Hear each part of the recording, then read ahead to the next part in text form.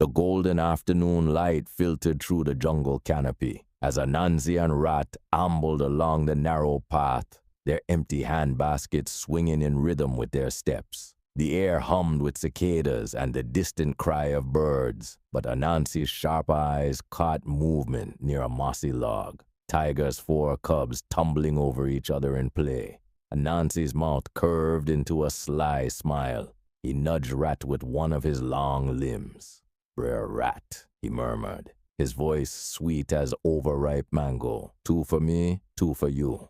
Fair shares, eh?" Before Rat could respond, Anansi scooped up the first cub with a dramatic flourish. He made a great show of twisting his hands, as if snapping its neck, but his touch was feather-light. The cub, confused but unharmed, found itself tucked gently into Anansi's basket without a sound.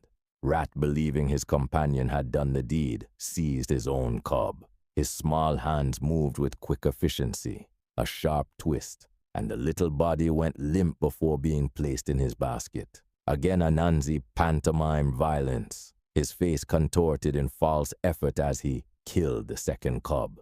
Though his fingers barely brushed his fur, the cub blinked up at him from the depths of the basket, wisely silent. Rat, trusting as ever, dispatched his second cub with the same grim efficiency. The sun dipped lower as they continued their journey, Anansi humming a jaunty tune while Rat's basket grew heavy with death. Anansi, of course, knew exactly which path Tiger would take home. When the great striped beast appeared around a bend, Anansi's performance began in earnest. "Brother Tiger," he called, his voice dripping with false concern. "Your poor picnic them were crying hungry in the bush. We carried them to meet you. Two in my basket, two in Brother Rat's." Tiger's golden eyes softened.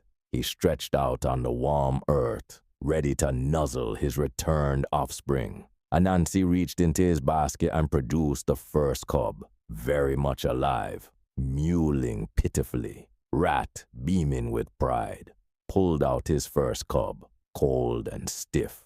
The jungle air grew thick as Tiger's expression darkened. Anansi, with a magician's flourish, revealed the second living cub. Rat, his smile faltering, withdrew the second small corpse. For a heartbeat, the world stood still. Then Tiger's roar shook the trees, sending birds screaming into the sky. Rat turned tail and fled, his tiny feet pounding the earth as Tiger's claws tore at the space where he'd stood. "Brother Rat, 'member Stonehole," Anansi shouted helpfully as the chase wound along a rocky outcrop. Tiger whirled, saliva flying from his fangs. "What you say, Brother Anansi?"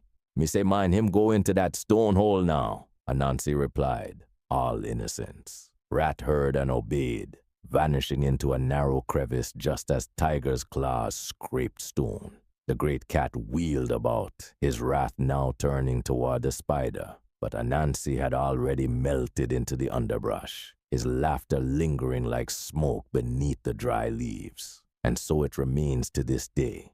The rat still darts for the safety of stone holes at the first hint of danger, while Anansi hides among the rustling trash, forever pleased with his cleverness.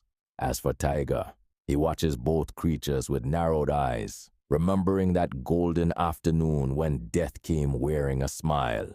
Moral of the story: trust is a rope, and tricksters always leave enough for others to hang themselves. Like, subscribe, and share. Drop a comment, and stay tuned for more stories like these. We got a whole heap.